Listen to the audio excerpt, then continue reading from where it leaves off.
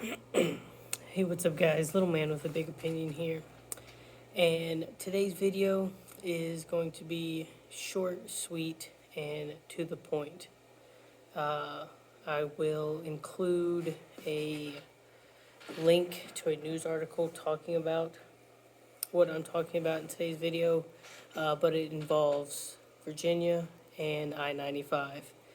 And if you haven't heard, there was some major accidents following a massive snowstorm on I-95 in Virginia. Some 18-wheelers blocked the roads, and then due to the amount of snow and ice, firefighters, police, wrecking crews and stuff, they couldn't get it cleared away. So there were hundreds of people trapped on the highway. Some people as short as 15 hours, others overnight, as it was freezing.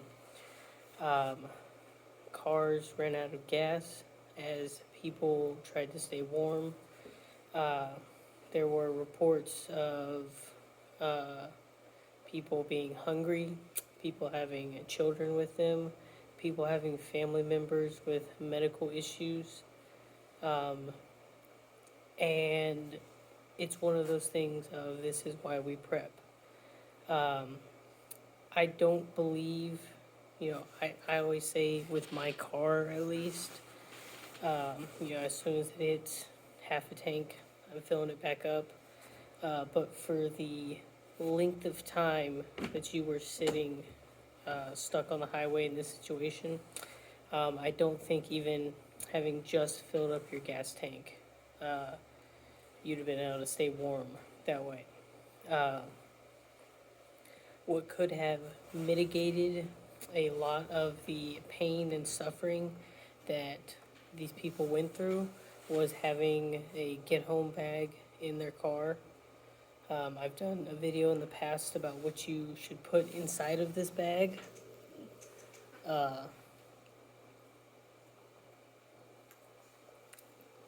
But having food, blankets, it's basically, if you were stranded, you have all the supplies you need to transport yourself to your house. So being stuck in your car for 15, 20, 25 hours, you would have had the food to sustain yourself while you waited in that situation. You would have had the equipment to stay warm in that situation.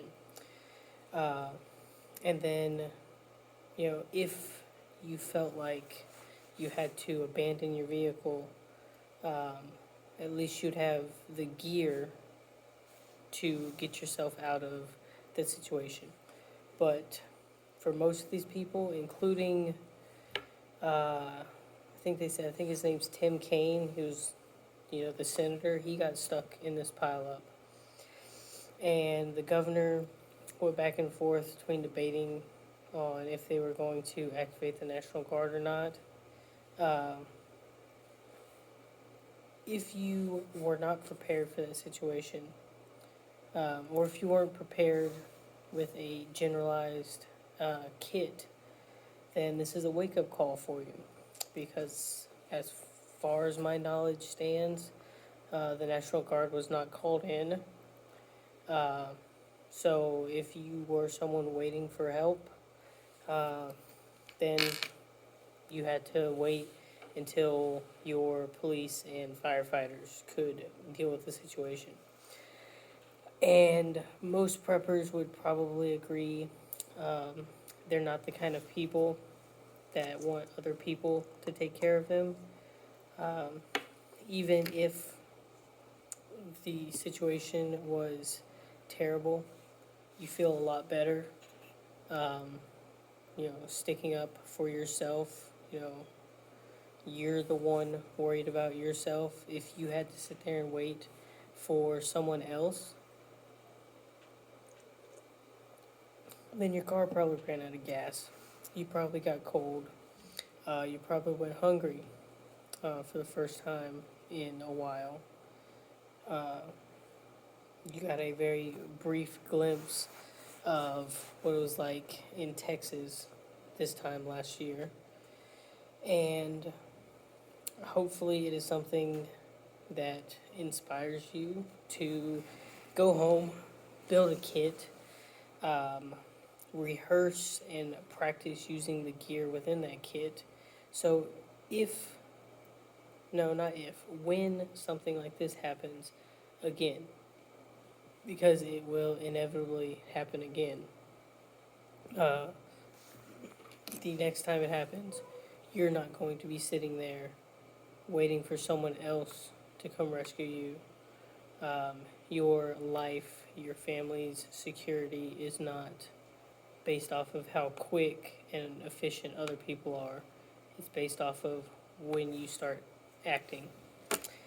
And with that, that's the only news story I have for you today. Um, it is also my birthday today. I don't know if I'm getting a box of nickels or a box of pennies. If I get a box of nickels, then I'll be looking for the silver or nickels to put away for the rest of my prepping. But if I get a box of pennies, then I'm still going to be able to put away uh, the copper cents and wheat pennies into my SHTF fund. But I've rambled on enough. If you haven't heard about this story, I encourage you to read about it in the description down below, or you can just type in I-95 closure in Virginia, um, and you can evaluate and assess the story for yourself. But I'll catch you in the next one. Peace.